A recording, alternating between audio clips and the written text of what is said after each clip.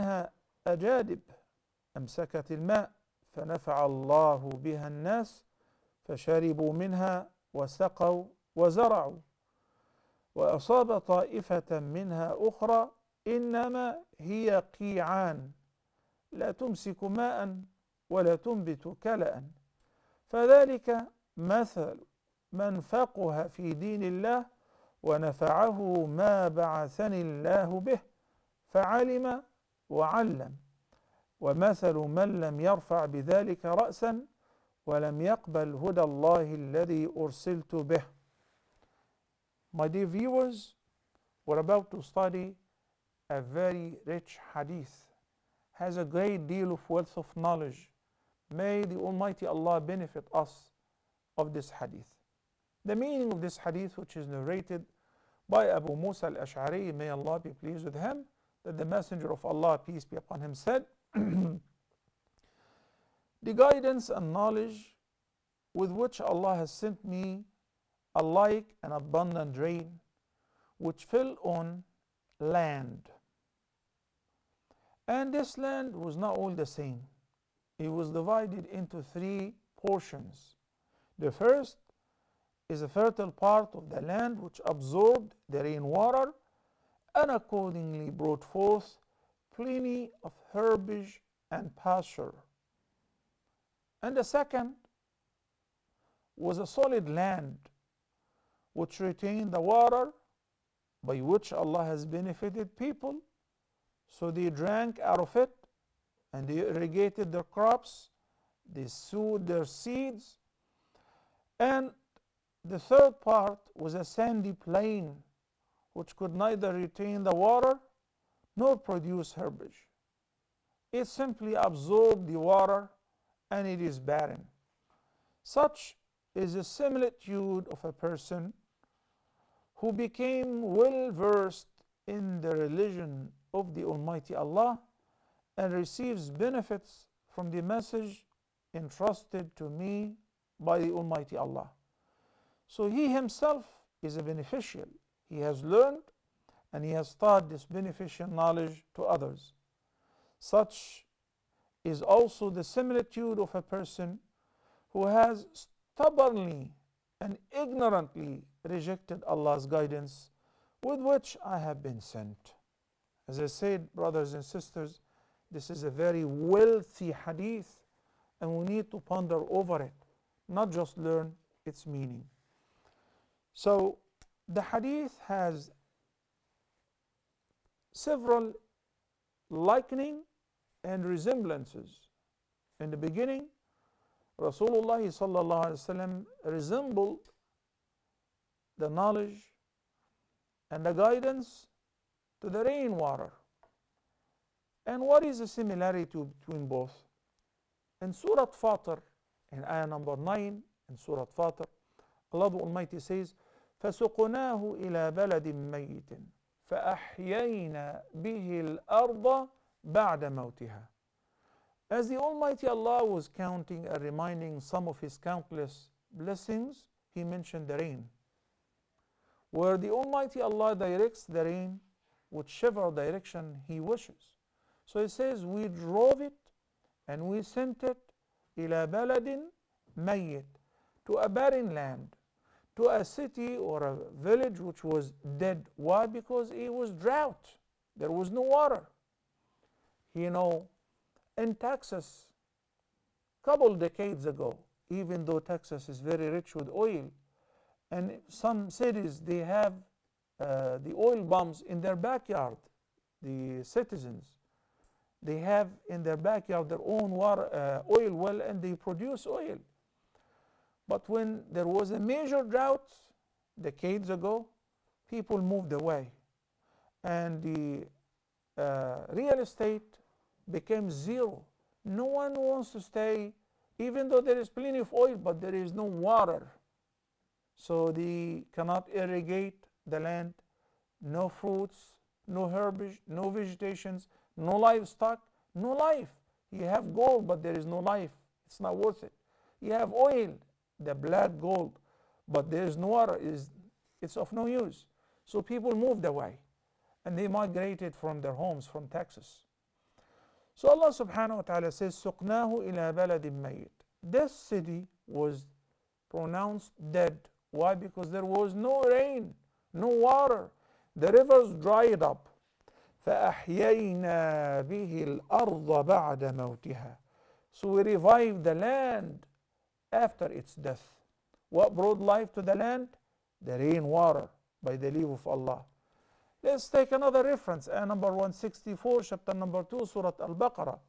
Allah the Almighty says, وَمَا أَنزَلَ مِنَ السَّمَاءِ مِن مَّاءٍ فَأَحْيَا بِهِ الْأَرْضَ بَعْدَ مَوْتِهَا. Again, and what Allah have sent down of the rain water from the heaven, so He revived the land after its death.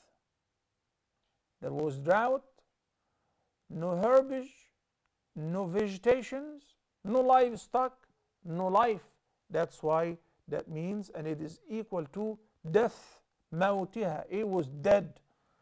When Allah subhanahu wa ta'ala sent the rainwater, He brought it back to life. When Ibrahim alayhi salam escorted Hajar and the baby Ismail, their baby, to Mecca, there was no life there. And what did he say? رَبَّنَا إِنِّي أَسْكَنْتُ مِنْ ذُرِّيَّتِي بِوَادٍ غَيْرِ ذِي زَرْعٍ عِنْدَ بَيْتِكَ الْمُحَرَّمِ. He described the condition. It was barren. And when he left, and Hajar started running back and forth, and finally Allah the Almighty blessed him with the rainwater, with the water of Zamzam gushing forth from beneath the foot of the baby. And she started building a basin around it. The birds started circulating in the air. The travelers, the tribe of Jurhum, were traveling across the desert. They saw the birds. They said there must be life there. Most definitely there is water there. Maybe some precipitation which gathered in some rocky land. So when they arrived to the location, they found Hajar and Ismail, and they have found this water well gushing forth. So they said, would you permit us to drink? Yes. Would you permit us to camp and live here? Yes. And she permitted them to live. And they started life. And they started the city of Mecca after it was dead. أَنَّ يُحْيِي هَذِهِ اللَّهُ بَعْدَ مَوْتِهَا. So Allah the Almighty brings back the dead to life. And the barren land and the dead land, due to drought, due to no water whatsoever, when He sends down the rain, the heavy rain, al-ghayth. I love that word, al-ghayth. You know, when you're destitute and you're fighting for your life, and say, save ourselves, our souls, SOS, help us, help us. So the help is delivered. That's called ghayth, ghawth.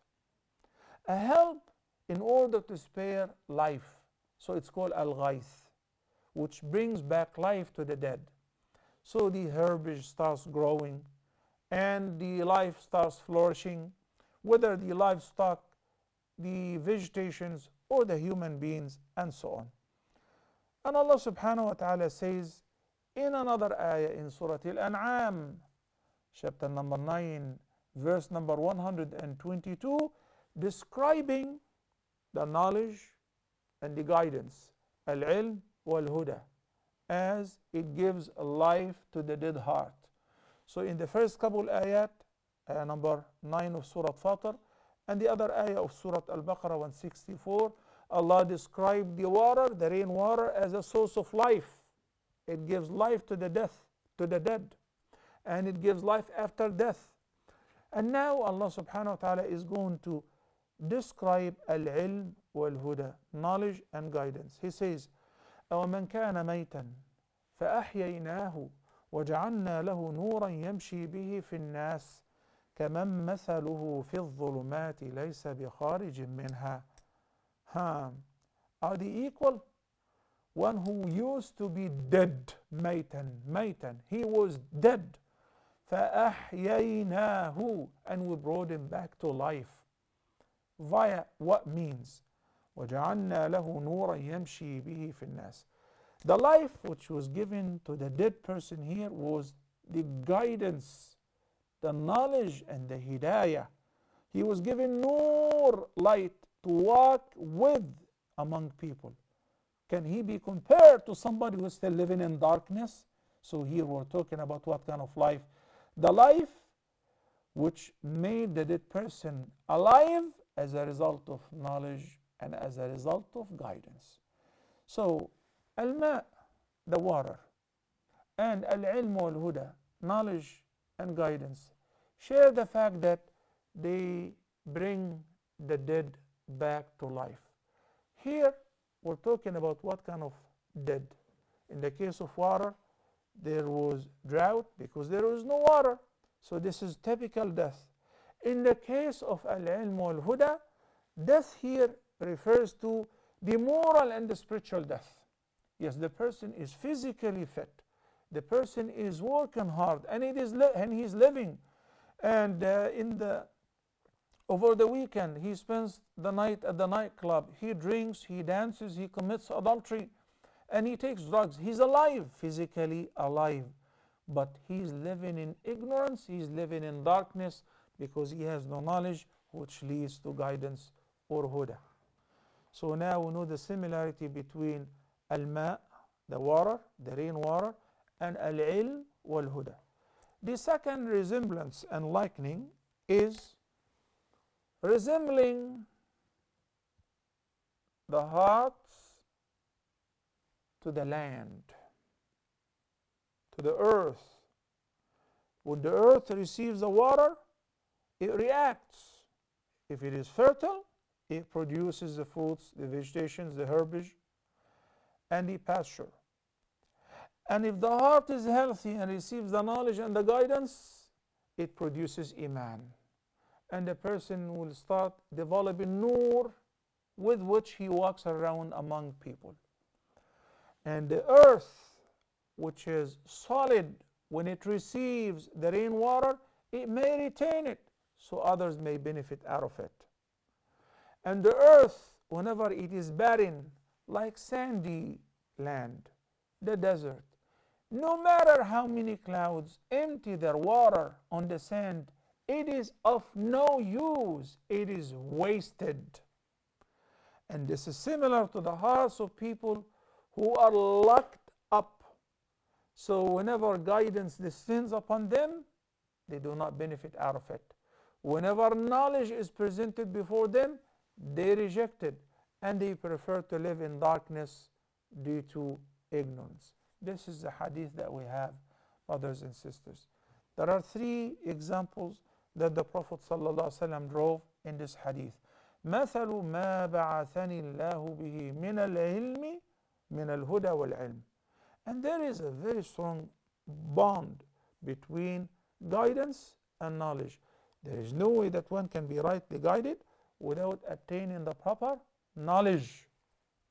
The person may hold whichever position, but if he is ignorant, then I can assure you he will be misguided.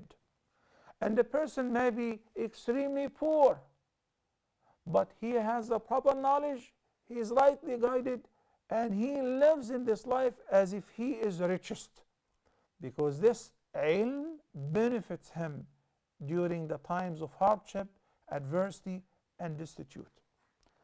So the Prophet ﷺ has said, whatever I have been given of knowledge and guidance, and concerning people who receives this knowledge and guidance and they react differently, is similar to the rainwater, an abundant water, ghayth, which is supposed to bring life to the dead.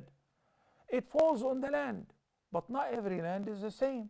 So some land fertile, and the farmers sow the seeds. So mashallah, when the rainwater descends, immediately it flourishes. It produces the crops, the herbage where the cattle can grow and the livestock will increase, right?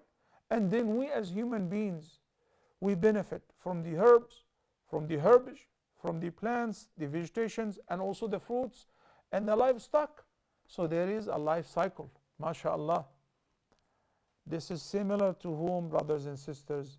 Somebody who read the Quran, read the guidance which was given to Prophet Muhammad ﷺ, the sound sunnah, and he absorbs it, and he benefited out of it, and he started giving it zakah, started sharing this knowledge and guidance with others. This is the produce, similar to the fertile soil producing the crops, the herbage, and the vegetations. So this is the similarity between the human being who benefits out of the guidance and knowledge which was sent to Prophet Muhammad ﷺ, and the fertile soil receiving an abundant rain. The second example, the Prophet ﷺ said, a heavy rain that falls on a rocky land, but luckily it retains the water. So people come and fill their pockets, and they make channels, so the water is running to irrigate their fertile soil and to fill their water reserves. So they drink, they water the cattle, they irrigate their plants, and the life cycle continues. So what happened here? The land itself did not benefit out of the water, but it benefited others. And this is similar to the huffaz, the people who memorize. Maybe they don't understand much, and the scholars who seek knowledge and they learn and they memorize a lot and they gain degrees, BA, Masters and PhD in comparative law, in principles of jurisprudence, or whatever, but they themselves do not practice. It's a shame when I see my professor, the head of the comparative fiqh department, is shaved clean. Why? You're not an engineer, you're not a mathematician, you're not working in a non-Muslim country, you're teaching the deen. So he's giving argument. They say, but according to Imam so-and-so, it's a sunnah. It's like, since it's a sunnah, it's of no importance, it's insignificant. No, this knowledge and this guidance would automatically reflect on the appearance and the inner part of the person who absorbed the knowledge. But as far as the hifz, there are a lot of huffaz who memorize the Quran. They make no mistake when they recite it. Excuse me.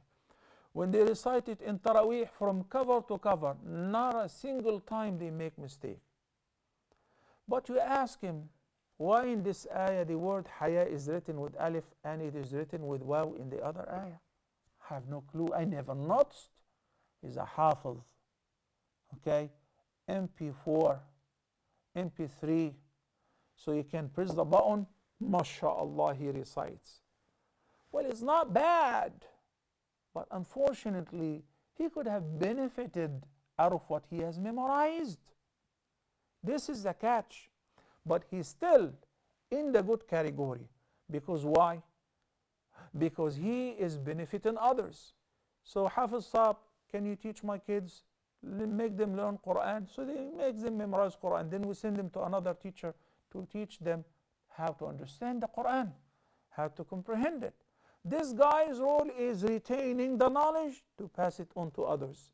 So he's either not practicing himself, or he doesn't understand what he has memorized. He has memorized the collection of Riyadus Salihin, all the hadith. But he cannot explain a hadith like this. Why? Because he's focused on the hifz. This is similar to what, brothers and sisters? The rocky land, which retained this abundant water. But luckily, he can be of use to others. People come, fill up their pockets, water their cattle, and they drink themselves. They grow their plants, they irrigate their properties. MashaAllah, Alhamdulillah. Not bad. Thank you so much. And the Prophet ﷺ said, فَرُبَّ حَامِلُ عِلْمٍ إِلَى مَنْ هُوَ أَوْعَى مِنْهُ. When he oftenly advised and commanded those, the audience who would sit and listen to him in the speech, he said, بَلِّغُوا عَنِّي, convey for me. And he says, فَلْيُبْلِغِ الْحَاضِرُ أَوْ الشَّاهِدُ مِنْكُمُ الْغَائِبُ. Let those who are present now convey my message to those who are absent. Why? Perhaps somebody who is not attending will hear it secondhand from somebody who is attending in the first row, and he will benefit a greater benefit than the person who's sitting in front of me. And that happens. فَرُبَّ سَامِعٍ أَوْ عَامٍ مُبَلِّغٍ. Then the third category, the third section of the land, subhanAllah, the same water. but different lands. The third is qi'an. Qi'an, sandy, desert. If the water rains there forever, it will be absorbed in the sand. It will produce nothing because it doesn't retain any water. Even the travelers, thirsty, but they cannot fill a bucket out of, of water out of it. Why? Because it absorbs the water. So it neither benefits out of it, nor does it benefit others. And this is similar to those who lived at the time of the Prophet ﷺ. They heard from his own mouth. They heard his beautiful speech. They listened to the recitation of the Quran, but their hearts like were in a shield. They totally refused. So they neither benefited nor benefited others. This is a barren land. May Allah subhanahu wa ta'ala protect us against it. So you decide, what would you like to be? I'd like for you to be like the first land. Fertile, receives the rainwater, benefits out of it. You start practicing, then you give it zakah, you share it with others. You share the useful knowledge and guidance with others. Brothers and sisters, what about if we take a short break? Inshallah, we'll be back in a couple minutes for some more beautiful ahadith. I love this chapter. Hang on, do not go anywhere. We'll be back inshallah in a couple minutes. Please stay tuned.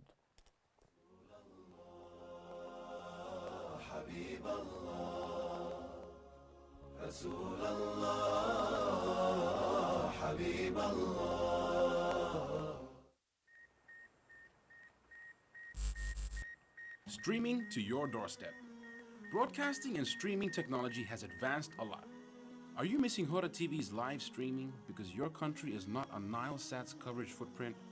Tired of watching Huda TV and other Islamically themed channels on your cell phone? Technology has the perfect solution. The S-Mercy TV Stick 4K, a new user-friendly and cost-effective broadcast device. Now you can sit back in a Wi-Fi environment and watch Huda TV and plenty of other meaningful channels as well as VOD content directly on your big screen without satellite dishes or receivers. We haven't forgotten about your little angels. They can watch their favorite cartoon channels and also play integrated games by using the remote control device or external joystick as a controller for the embedded S-Mercy TV games. Order your device now through our website, www.smercy.com. That's www.smercy.com. Wishing you and your family beneficial TV time together. ＳUBSCRIBE sends a message of mercy to everyone.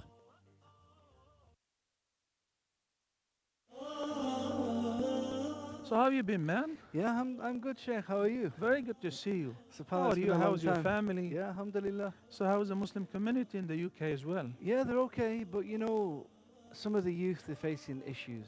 You know, there's a lot of problems in the Muslim community, you know, Like what? to do with love and marriage and a divorce. Oh, come on. This is always like that. Yeah, but I think a lot of these things could be avoided, you know, if they just study and learn about Islam, learn about what Islam has to say about all these things. So what are you suggesting? Well, I'm thinking maybe we can do a program Okay. where I ask you some questions. We can ask about the questions to do with love and marriage and divorce and go through all the rulings, go through all the advice. I like the idea. Do you think- Especially as a marriage counselor, I've been Yeah. following up with the divorce rate worldwide and including among Muslims. Muslim communities, whether living in the West or even in Muslim societies, it's really scary. Yeah. There is a big time rise in the divorce rate. Yeah. It's very scary. And I believe the main reason is simply lack of knowledge. Yeah. People get married and they don't know much about the responsibilities that they need to shoulder, the ahkam, the rules and regulations. That's why they just divorce each other 3, 4, 5 times Yeah. and they don't know. I mean, Sheikh, we could cover all this in a nice series where, you Okay. know, and I think it'd be really helpful. Well, What do you think? if you are going to host me, I Yeah. will be more than happy to do it. Yeah, I mean, what do you want to call it? What I want to call it, what about fiqh of love? Fiqh of love? Yeah. I like that. So this way we discuss, we need to discuss about love, marriage maintenance, and what is in between, all the way to divorce and khula. MashaAllah. So make sure you tune in to this brand new series of the Fiqh of Love. Assalamu alaikum wa rahmatullahi wa barakatuh.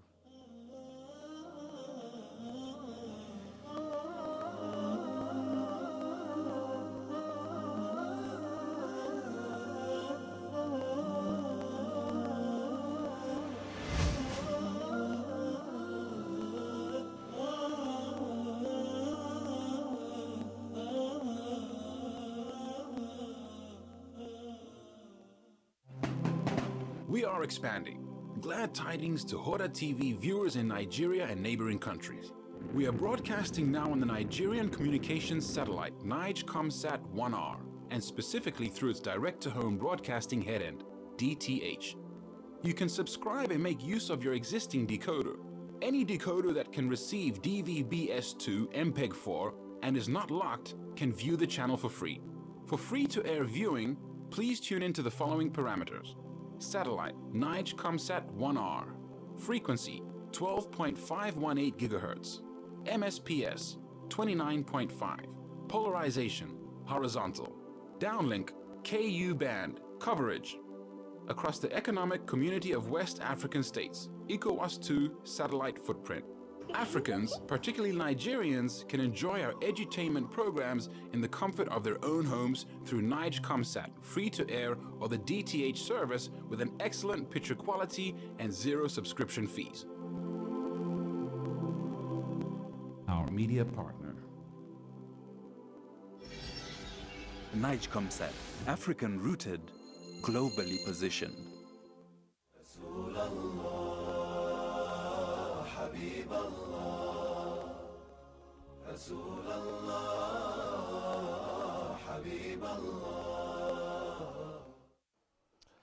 Assalamu alaikum wa rahmatullahi wa barakatuh, and welcome back. Allow me to remind you with our phone numbers and the contact informations, beginning with area code 002, then 023855 131. Alternatively, area code 002, then 010054693323. The WhatsApp numbers, area code 001-347-80625. And finally, area code 001-361-489-1503. My dear brothers and sisters, a couple questions which are very important to address. The question has been repeated a few times in today's episode concerning the 15th of Sha'ban. But before that, Pervez Musharraf, oh, what a name, man. Allah al-Musta'an. Okay, Pervez is asking, do we have to give the iqama even when praying sunnah and voluntary prayer? No. The iqama is only whenever you're praying the fard namaz, not the sunnah. Okay.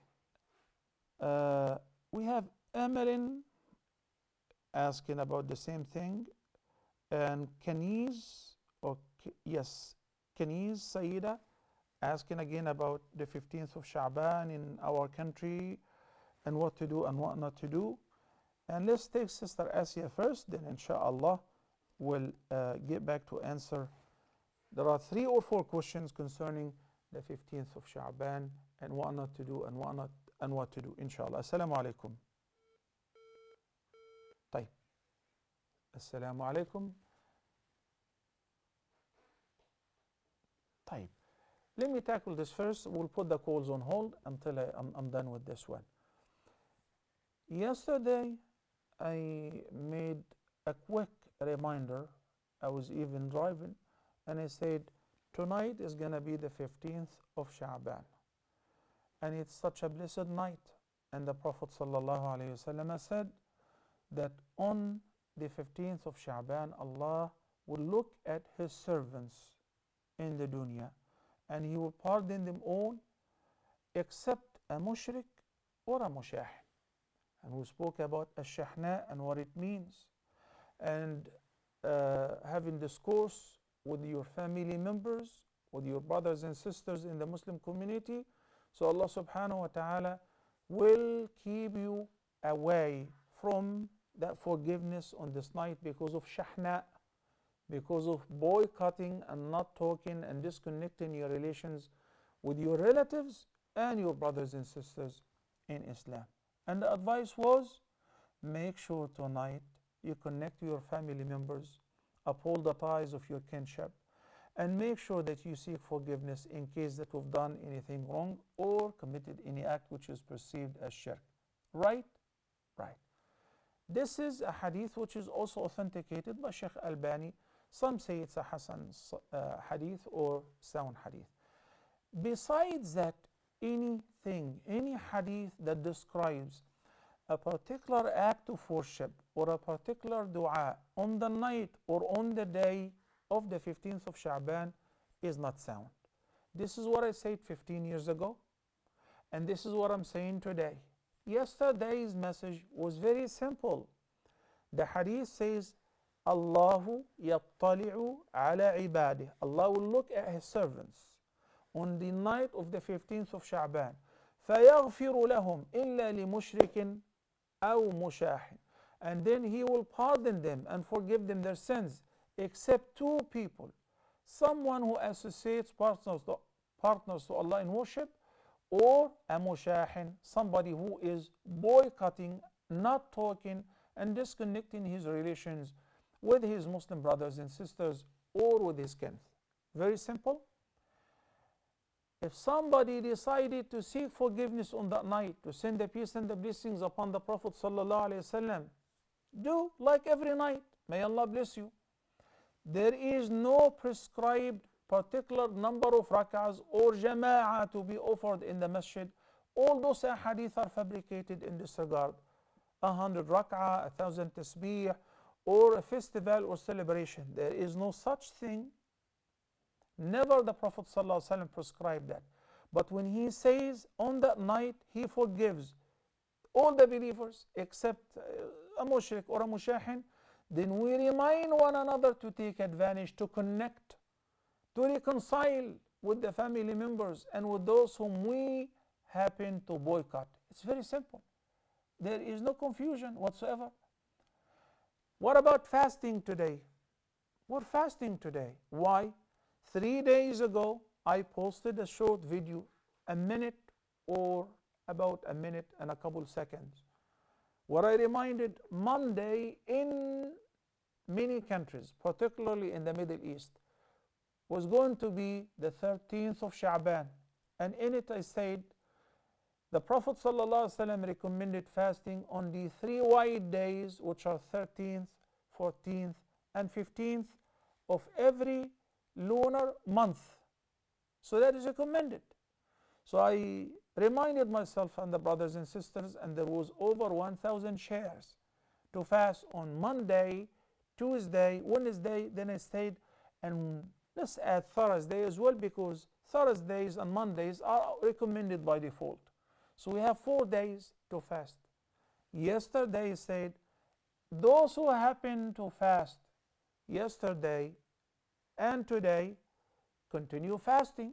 And if you didn't, you may begin fasting tomorrow and the following 2 days to make the 3 days. But I'd like to confirm, nothing has changed.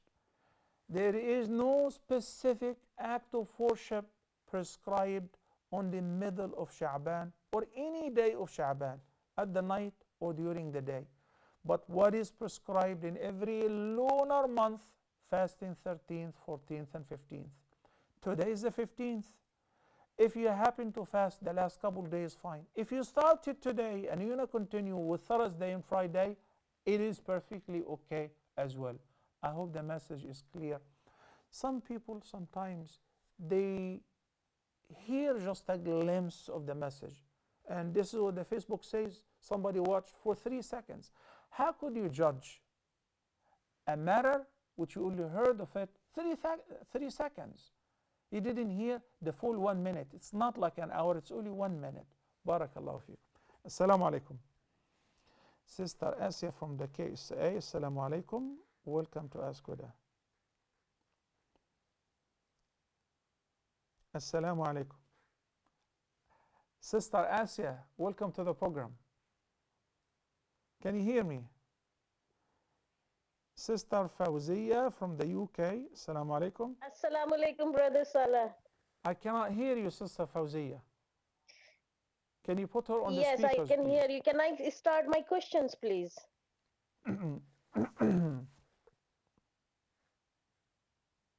Assalamu Can I alaikum. start my question, please?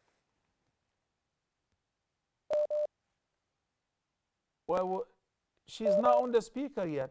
I hear the sound very far away. Hello? Yes, Sister Fawziya, welcome to the program.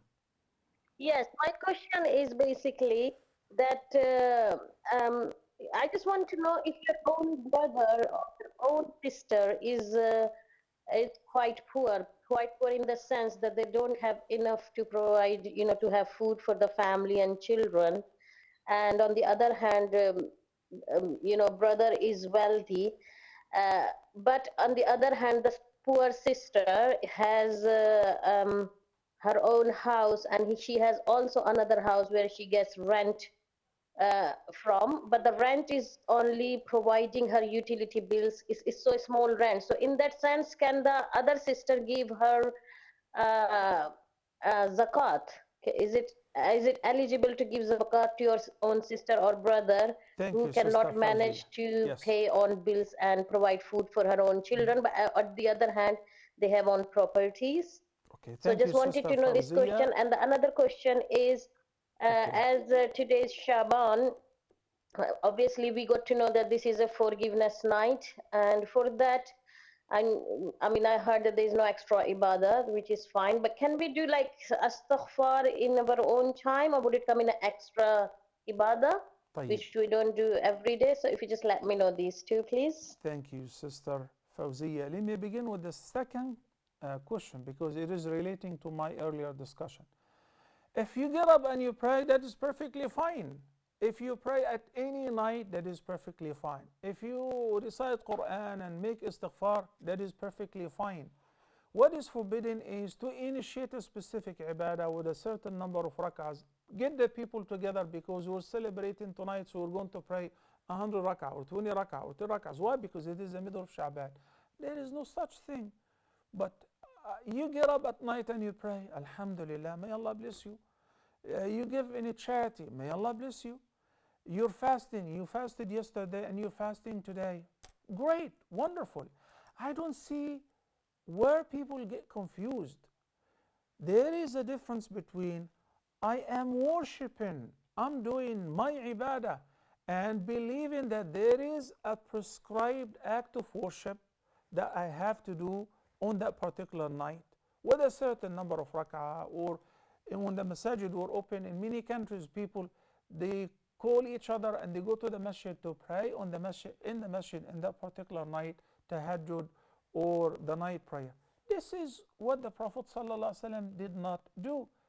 But if you get up at any night to pray 50 rak'ah, permissible, mashallah, may Allah bless you. If you fast on any day, even if it is a single day other than Friday and Saturday, you single out those days, it's perfectly fine. MashaAllah. Zakah to the relatives.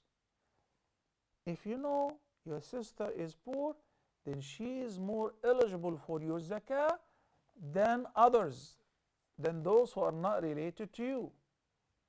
Your charity, whether the mandatory zakah or the voluntary charity, when you give it to a brother or a sister or a relative, okay, other than the parents and the grandparents, the children and the grandchildren, you can give them voluntary charity, but you cannot give them the mandatory zakah, because it is your duty to suffice for the needs of your parents and the grandparents, the children and the grandchildren. But brothers and sisters, it is not your financial responsibility. So when you know that your sister is struggling, she has a house, does it mean that when a person owns a flat that he's rich? Not necessarily. The husband is dead and she has to pay utilities, she has to send the kids to school. She doesn't have money to buy food and put bread on the table.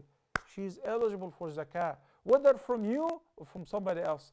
We don't ask her, why don't you sell your house so that you can spend out of this money and not take zakah? No, we're not going to ask her. This is considered of the basics.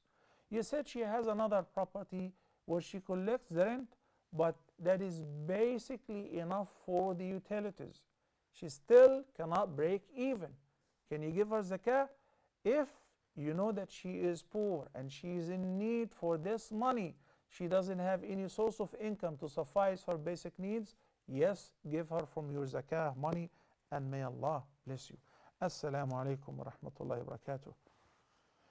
Sister Asia, mashallah, you're a struggler.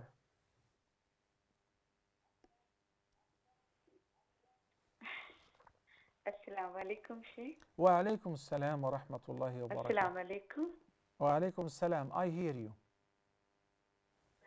Go ahead. Sorry, Sheikh, I cannot hear your voice through my phone, so maybe I don't know. I will just talk so that you will come to know. Yes. Because my TV voice is off. I just wanted to say Jazakallah khair for yesterday's clarification regarding the 15th Shaban.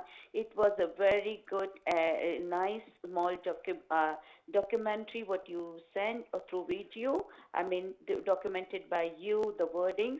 Alhamdulillah. Actually, the confusion is because there are many parts in India, Pakistan, Bangladesh, those people, they celebrate this day, they celebrate the night by giving some sweets on the day 15 Shaban, and on the night they don't sleep and they do all different ibadas and all. So that's why they were confused. And the haqq thing was there to ask forgiveness to the people that they used to not do it.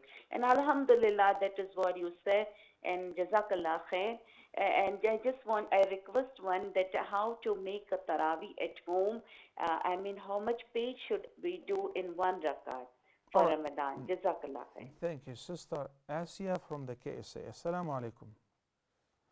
Kiba from Morocco. Assalamu alaikum. نعم. السلام عليكم ورحمة الله. وعليكم السلام ورحمة الله وبركاته. Mr. Salah, I have a question. Yes. My question is, what is the Islamic perspective? Because there are so many arguments about this birthday issue. Is it allowed in Islam for people to celebrate birthday or not? Okay. Okay, assalamu alaikum. Arden from Australia. Assalamu alaikum, Arden. Salam.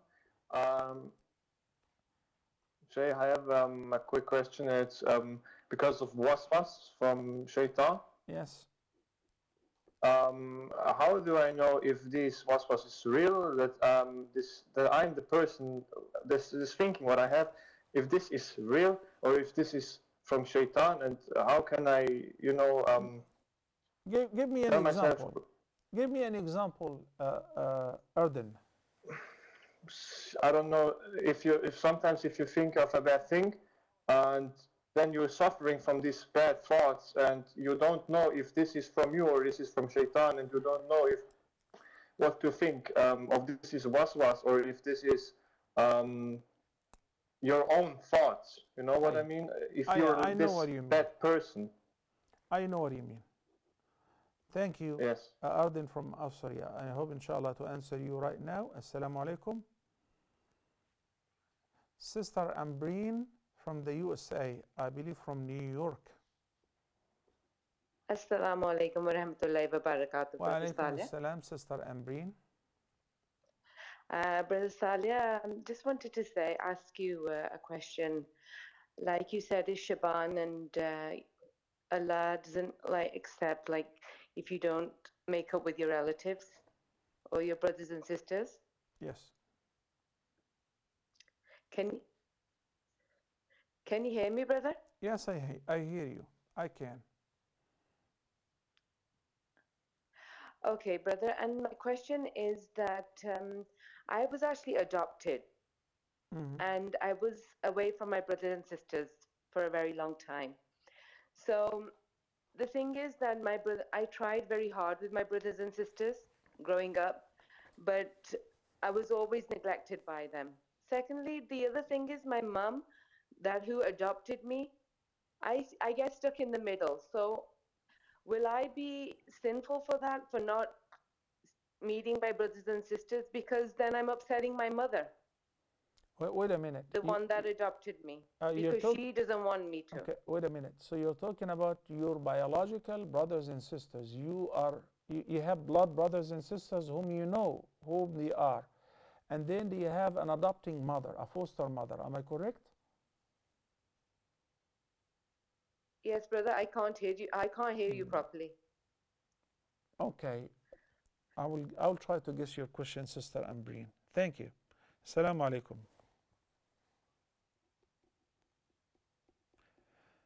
Ishaq from Morocco. Assalamu alaikum. Alaikum salam wa rahmatullahi wa barakatuh.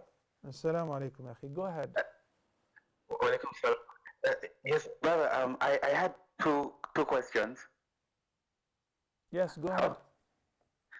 Yes, I had two questions. One was about forgiveness.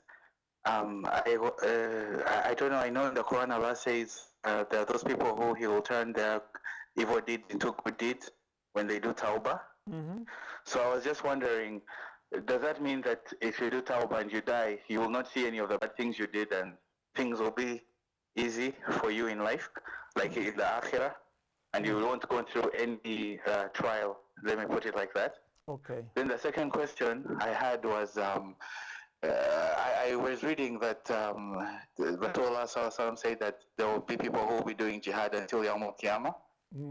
And I just wanted you to shine some light on that. Is there any legitimate jihad, or is that, like some people say, that jihad of the sword is over? Jazakallah khair. Those are my two questions. Thank you. Thank you. Ishaq from Morocco. May Allah bless you and your family. The director is telling me 3 minutes, and meanwhile he kept on taking calls. You see, whenever I'm in charge of taking the calls, I put them on hold. So I know, okay, I will do my best. Sister Asya, may Allah bless you and your family. And for Taraweeh, go ahead, brothers and sisters, plan for a beautiful Ramadan at home. What matters is you, not the place in which you are worshiping. You're safe, you're sound, you are having 4 walls and you have a door. The family father, lead them in the prayer, lead them in the Taraweeh. You don't know the whole Quran by heart. Open the Quran, put it on a stand. You can read it from a smart device. All of that is permissible. Read 1 para every day, pray an hour, 2 hours, 3 hours. Enjoy this Ramadan, inshallah. Ibadah, worship during the time of crisis, has a greater reward than worshiping Allah during peace and tranquility or prosperity. So our plans for Ramadan will not be changed. I was going for Umrah in Ramadan and I booked the arrangement, the hotel and everything. It is not gonna happen, but the reward is confirmed. It's like I have gone for Umrah exactly. Well, I was planning to make i'tikaf and I was planning to pray Taraweeh every night in Tahajjud in the last 10 nights of Ramadan. You can do that at home. What is stopping you? This is a good opportunity to get together and pray together and so on. You know, this year I was telling my mother, subhanallah, you've been dreaming of going to the masjid because she's on a wheelchair and she can't leave her room and so on. So I said, you've been dreaming to go to the masjid and pray Taraweeh. Now Taraweeh is coming home to you. Okay. And for the witr, you can pray 2, 2, 2, 2. If you want to pray 8 rak'ahs, then 2 rak'ahs and 1, that is perfectly fine, and this is the most ideal. If you want to pray the Hanafi style, or you want to pray 20 rak'ah and then you pray the witr, that is perfectly fine as well. It's all nafila. But the most ideal, 8 rak'ahs, 2 by 2, long beautiful rak'ahs, then the witr 3, 2 separate, then 1 by itself, or 3 all together. Barakallah feek. We'll finish Sister Fawzia's question. Bismillah ar-Rahman ar-Rahim. I'm trying. Qiba, what is the question for Qiba, if you can remind me?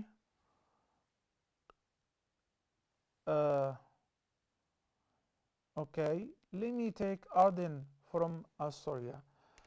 The waswasa, how do you know that it is from shaitan or from the inner desire? I will help you to know, even though you're supposed to overcome it, to block it, to ward it off, regardless whether it is coming from within inside you, or from the shaitan. The waswasa, or the whispers, which are from Satan, Satan is the weakest creation. Allah subhanahu wa ta'ala says that إِنَّ كَيْدَ الشَّيْطَانِ كَانَ ضَعِيفًا. The plot, the work, the whispers of a shaitan is very weak. So imagine when the shaitan overcomes you, then you are even weaker.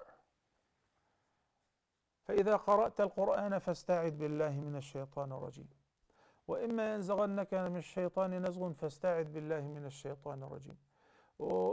And many references in the Prophet ﷺ saw somebody was fighting and getting very angry. He said, I know a word, if he were to say it, he will calm down. He will relax. What is it? أعوذ بالله من الشيطان الرجيم. So seek refuge with Allah against the outcast Satan. He runs off. He runs away. He leaves you alone. So this is the waswasa now is from the shaitan. But when the waswasa is from within your own self, the person is very stubborn. So what you need to do is change the location. Make wudu over 2 rak'ahs. Leave home or leave the position or the place in which you are in or the bad company in order to overcome the pressure which is coming from within.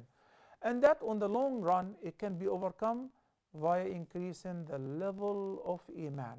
When you have a higher level of iman, you can overcome, temptations, whether the inner desire, the lustful desires, or the shaitanic whispers easily, because you have a high level of iman. So work on increasing the level of iman.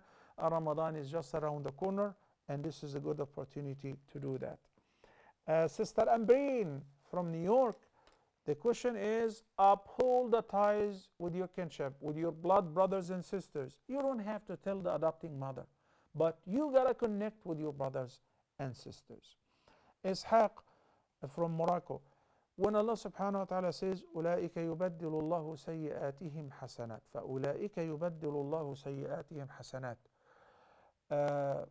Whoever repents from whatever sin, even if the sin was adultery, any sin, because the ayah of Surah Al-Furqan says, الذين لا يدعون مع الله إلها آخر ولا يقتلون النفس التي حرم الله إلا بالحق ولا يزنون وما يفعل ذلك يلقى أثاما.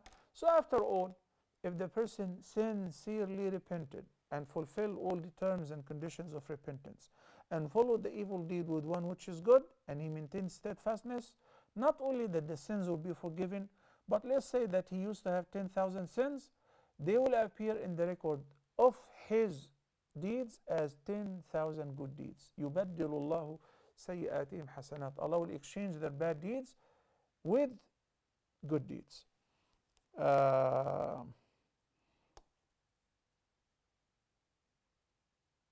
Yes, the hadith of لا تزال طائفة من أمتي قائمين على الحق لا يضرهم من خالفهم. I would really feel very bad if I have skipped this question, Ishaq.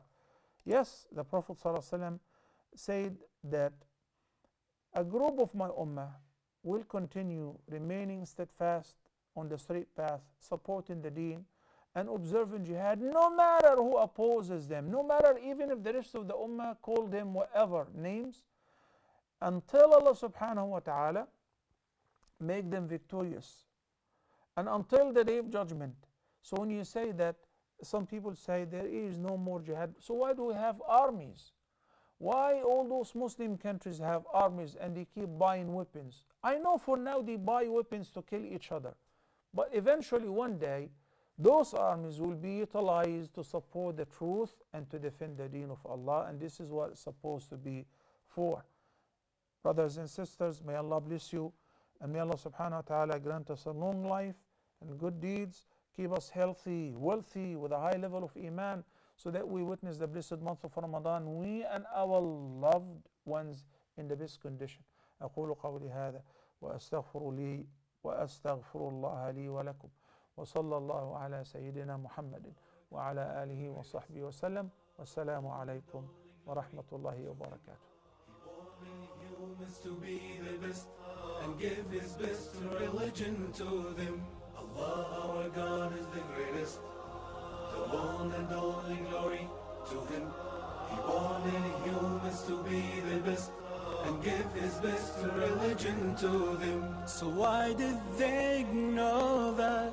Forgetting all about him in paradise, worshipping cows, fire and stones, selling the best with the cheapest price. So why did they ignore that? Forgetting all about hell paradise, worshipping cows, fire and stones, selling their best with the cheapest price.